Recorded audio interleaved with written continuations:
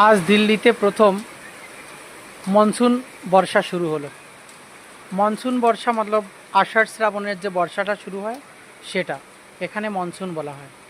আজ 21 জুন, অবশ্য 22-23 জুন থেকে হওয়ার কথা ছিল, সেটা 21 জুনেই আমাদের দিল্লিতে বর্ষা শুরু হয়েছে।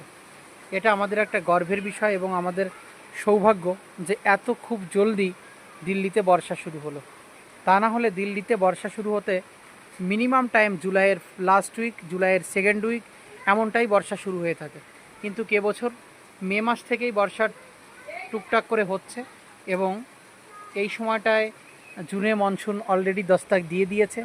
সো আমরা খুব লাকি এবছরে যে আমরা গরমটা খুব কম অনুভব করতে পারলাম।